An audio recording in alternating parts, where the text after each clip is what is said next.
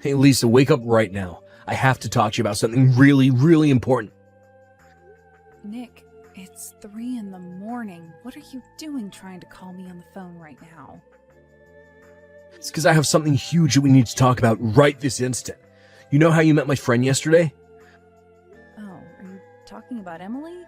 Yeah, you invited her out to eat lunch with us yesterday. What about her? Well, the thing is that after you broke off, Emily and I ended up hanging out for a bit afterward. And anyways, she gave me her final score on you. Her final score? What is that supposed to mean? And I didn't know that the two of you were still hanging out after that. I thought that we all went our separate ways after we had lunch. I mean, you dropped me off at home, and I thought that you went back home as well. Well, yeah, I dropped you off, but then I met back up with Emily afterward. She wanted to tell me about the final score that she gave you. She was watching you to see if you were going to be a good fit for me to marry. Sorry, so you're telling me that that whole time we were having lunch, your friend was secretly judging and grading me? You do realize that we just celebrated our 10th anniversary as boyfriend and girlfriend, right?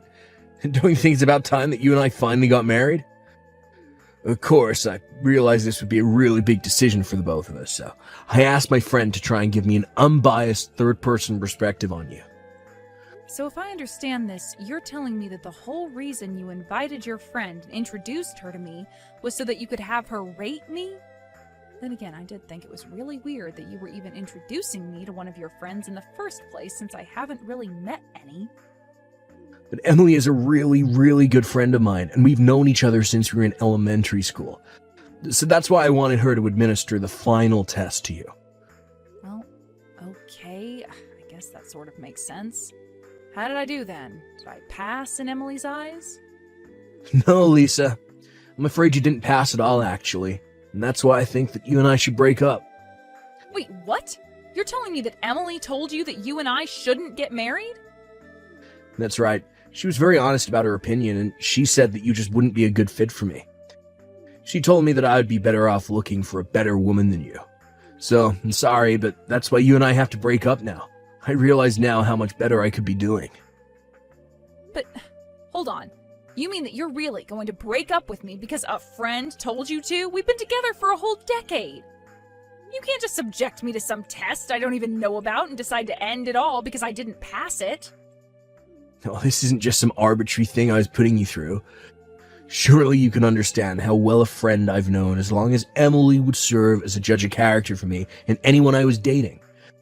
I trust her to know who would and wouldn't be a good fit for me, so I take her advice very seriously. I don't even know what to say to that. I mean, I only met her once. How can she pretend to know me after such a short interaction? I'm sorry, but I think it's just absurd for you and I to break up over something silly like this. Lisa, you really don't know Emily like I do. She's a really sharp girl, and she knows these kind of things better than anyone else I know of. You didn't offer to get us water when we all sat down. You didn't offer Emily a bite of your food to try. You just weren't being charming at all, and Emily saw right through that. What? Are you really telling me that that's what I got failed for? It may not be enough for you, but I was more than convinced by Emily's assessment of you. So I just really don't think that I can see a future with you now. Instead, I'm going to take Emily's advice to me and break up with you before we get any deeper into this. I don't believe this. You're really just going to throw away 10 years of dating me because of what one friend tells you? This is insane. Why didn't you stick up for me at all? What should I have told her that she wouldn't have already seen? Besides, Emily is one of my best friends, and I know that she's going to know what's best for me. Maybe even more so than I would myself. So I'm sorry, but I'm not going to go against what Emily says when I know how good her intuition is. So then you're really going to go through with this? Even though we've been dating for 10 years? Even though we were talking about getting married? I'm really sorry about this, Lisa, but after hearing what Emily had to say about you, I realized that I can't marry you the way you are now. You got a long way to go before I could even think of marrying you now. Hey there, Lisa. I was watching that whole conversation between you and Nick just now. It must really suck to be broken up with by your boyfriend so early in the morning, right? Wait, what? What do you mean? Are you saying that you were with Nick when he was texting me? I'm just saying that I'm so sorry that it seems your boyfriend broke up with you because of what I had to say to him. I was only giving him my personal opinion on the matter. So I hope you can see that it's really not my fault that he chose to listen to me, right? But he said that if I didn't think you were good enough for him, then you must really not be good enough for him. You didn't answer my question, though. Are you there with Nick right now? You've been watching our text conversation this whole time? That's right. We had so much fun after lunch and ended up hanging out all night. In the end, he missed the last train back home and had to sleep at my place. After all, he was in no place to drive by the time we finally were ready to call it a night. I don't even know what to say to any of this right now. Are you telling me that my boyfriend spent the night at another woman's house?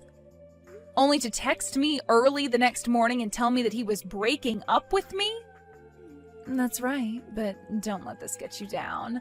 I'm sure you'll find a man that you're more suited to be with. There are plenty of fish in the sea. Although it is so sad that this means the end for your 10-year-long relationship with Nick. But I'm sure that someone just like Nick will come along for you at some point in the future. You just wait and don't give up hope. I don't need any comforting words from you, thank you very much. If anything, you're going to be the one who needs good luck. And just why should I have anything to worry about in any of this right now? Come on, you don't see how obvious it is that you two should be together? I mean, Nick may have cut me off, but you two have been friends even longer than we were dating. I think that if anything, you should probably just date Nick. Even if all you'd be doing otherwise is making him break up with his girlfriend. Oh, I see what you're trying to get at with all of this. Let me tell you that you don't have to worry about a single thing when it comes to that. I don't think I'll have to rate any more girls after you. And just what is that supposed to mean then, huh? Well, it's because I'm already taking your advice, and Nick and I are, in fact, already dating each other. So I'll never have to save him from a girl like you again. Wow, you're kidding me, right? Are you two actually going out so soon after breaking up with me? That's right. I mean, it's like Nick said, there isn't another girl in the world who knows him as well as I do. And after all this time has passed, it's clear to him that he and I are meant to be together. I think it's kind of funny the way he just perfectly transferred from you to me, but it really does make sense when you think about it. I don't think this is funny at all. You used your position as his friend to get yourself into a place where you could keep other women from him. I bet you were trying to find a way to date him this whole time, but that doesn't make you a good friend. You were just manipulating him. You really think that I won't be able to make Nick as much, if not more, happy than you were able to make him? I think the two of you are more suited for each other than you realize. Now goodbye! Lisa, it's been so long since you and I have last talked. How have you been? You doing well? Nick, what are you doing texting me? What do you want? What is this about? Well, I was just thinking that you and I are getting pretty up there in age now, and, well, I was wondering if you'd like to marry me. Excuse me? You're really asking me if I would like to marry you? I mean, you're almost in your 40s now, aren't you? So am I, and I'm still single, so why don't you and I get married? Now hold on just a moment. I thought that you and Emily were dating each other this whole time. What happened to that? Did you two break up? Is that why you're running straight back to me? Ugh, this has got to be a joke. Don't even say her name around me. I broke up with that other woman. She got pregnant and then kept bugging me about getting married. Then it turned out that the kid she was having wasn't even mine, so we broke up because she cheated on me. You're kidding me. That's really how you two ended up splitting up? That's right. It was actually the other guy who reached out and told me about the whole thing. But I did my research and found out that the kid really wasn't mine. But I still couldn't believe it. It was just such a shock. Yeah, well, if you two were talking about getting married, I can see how hearing something like that would ruin just about everything. But she was my friend for so long. Maybe even my best friend, and she betrayed me like that. I still can't believe that it's happened even now. But then I remembered you. Then I remembered that I was single again, so I figured now that Emily and I are through, you and I could get married. And that's why you chose to reach out to me like this then? Is that right? Yeah, I mean, we were dating for 10 years and you never once lied to me. You're always so kind and sweet, and you took care of me too. It's clear that you were, and still are, the only girl for me. Give me a break. You've got some nerve talking to me after 3 years and trying to flirt like this. Honestly, even reading these messages is enough to piss me off. You're only coming back to me because you got broken up with. Well, yeah, that's true. But isn't this the perfect chance for you and I to get back together? I seriously doubt you have that many suitors at your age. Are you really going to tell me that you'd rather be single and old than be with a catch like me? I thought you'd be just a little more excited to hear from me after all this time. You did not actually just type that message and send it to me, did you? Oh, come on, Lisa. Can't we just calm down and talk about this rationally? Do you really think you'll be able to find another man who wants to marry you at this age? It's not like you'd even be able to give a husband to yours kids or anything at this point. Oh, I'm sure you are doing all of this because of how concerned you are about my prospects. Just saying that I'm here as a choice for you, and I think a very good one at that. Don't you remember how good it was when we were together? You can have that again. We can still even have kids if we hurry. Let's just think of the past 3 years as a short break. It's nothing compared to the decade that we spent together. I will have you know that I already have a husband and children. Thank you very much. Wait, what? What do you mean by that? I mean that I want you to stop all of this nonsense right now. Did you really think there was even a chance that you and I would end up together? You're acting as if I'm delusional when you're the one hitting up old flames because you're so desperate at your age. But good luck finding someone who'll marry you and have kids with you now. Wait, hold on a second. What do you mean that you're married and have kids? I mean, I thought that you were single. How do you have a family? Are you stupid? I mean, was that a real question? I don't even know what to say. You literally answered it for yourself. I got married, and then I started a family. It's how the whole thing works. Hold on a second. You're telling me that you got remarried. You actually managed to find a man willing to marry a woman like you. But how could you do that without asking me first? Why in the world would I need your permission to marry someone after we broke up? Besides, I started dating my husband a year after you left me. We got married a year later, and then we had our first child not long after. This can't be happening. You were supposed to be mine. All mine. But then you go and get married and have a child with some other man. Nick, seriously, what are you even talking about? You and I broke up 3 years ago. You have no say at all with what I can and can't do in my life. But look, I know that Emily said that you and I weren't meant to be together, but I never actually wanted to break up with you. Besides, what's the deal with you moving on and getting married and having kids so quickly after we broke up? Don't you think you moved on way too fast after a 10-year relationship? Who do you think you are telling me that? You were the one who slept with your best friend and texted me that we were breaking up the next day. But you can't compare the two. They're completely different. Whatever, I really don't have time for this nonsense. Have a nice life, Nick. Wait, no, you can't just go. Please. Well, Emily betrayed me, and now you're the only person that I can turn to. What am I supposed to do? I don't know. Why don't you go and make up with your so-called best friend and leave me alone, huh? I have to take care of my baby. You're horrible. How could you cheat on me like this? How could you have another man's baby and still want to raise it? Maybe because it's the child of me and my husband, and as her mother, that's what I'm supposed to do. You really need to get a life and stop chasing after what you had in the past. We are over, and that's final. Lisa, thank you so much for the other day. Thanks to what you said, I was able to patch things up with Nick, and he and I decided to get married again. I'm going to be the best wife I can and give him a lovely family. Wow, so you two really talked things over and decided to get back together?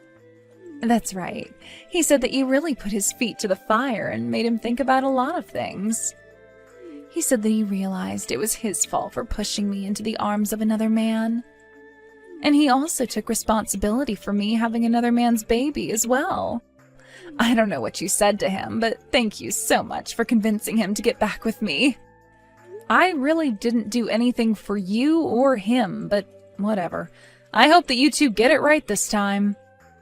It's just that here I thought you were so mad at the two of us for what happened in the past, but now I see what kind of person you really are. And I hear that you're a mother now, too. That really is amazing. I'm still pregnant with mine, but I'm going to come to you for lots of advice on what I can do. And if you want to give me a bunch of old baby things that you have, like toys and clothes, that would really be great. Hold on a second. Let me make something clear for you, Emily. I do hate you and Nick very much. I don't want to be friends, and I didn't talk to Nick with the intention of saving your marriage. So I'm not going to give you advice or free anything. Do you understand? Lisa, come on. What way is that to act towards another young mother? Don't you see we have so much in common now? Maybe we could do a double date one day, and you could introduce us to your husband, and then our families can be good friends. I mean, I'd just love to meet whatever loser actually decided to marry you. Ah, that's what I was waiting for. You should know that my husband is actually a supervisor at your company. I take it you know a Mr. Brown, right? Hold on a second. You're telling me that you're married to Corey Brown? That's right. And he's always complaining to me about being harassed by the woman at his workplace. I asked him a bit about it once, and he mentioned your name. Sometimes the world really is too small, but anyways, you should know you're already on thin ice with him. You're kidding me, but I hardly even do anything. It's not my fault I have such strong, womanly charms. By the way, I assume you've hidden all this from Nick, but I've heard from Corey, who heard through the office grapevine, that your baby's dad is a married man from your office. Corey normally wouldn't care at all about that kind of thing happening in the office since he doesn't like drama, but he couldn't abide it after he caught you two intimately using some office space. You mean that your husband actually saw us doing it at work? That's right. So I guess if you really want to have that double date, we could, but just know that my husband is pretty weak when it comes to drinking and loves to gossip after a couple pints. What? No, forget it. You two keep far away from the two of us, and whatever you do, don't tell Nick about this. Here I thought I was going to marry Emily, and now I'm being sued instead. Where did my life go wrong? Not that I care about your question, but what do you mean you're being sued? I finally figured out who the father of Emily's baby is. It's a married man she works with. I found out because the guy's wife showed up at our house and said she was going to be suing Emily for the affair. But Emily doesn't have any money, so she's asking me to pay all $30,000 that this guy's wife is demanding from us. Well, you did agree to close your eyes to the fact of Emily's affair and pregnancy, so I suppose you'll have to pay for this. But I didn't do anything. I'm the victim here. Besides, I didn't know she was sleeping with married guys. He should be paying us child support. But he said that since Emily never told him about it, that he won't have to. You know, I feel the worst for this poor kid Emily's going to have. Well, you should feel bad for me. Oh, please, look, you have to get back together with me. Trying to fix things with Emily was a huge mistake. This has got to be a joke. You did not reach out to me to try and get back together. I don't know why I expected anything different from you. You all got yourselves into this mess, and I refuse to be dragged down to your level. Now, for the last time, leave me alone. After that, I hear that Nick and Emily stayed together and even went through with the marriage and had Emily's child. I also heard that they tried to hide the baby from their parents who were begging for a grandchild.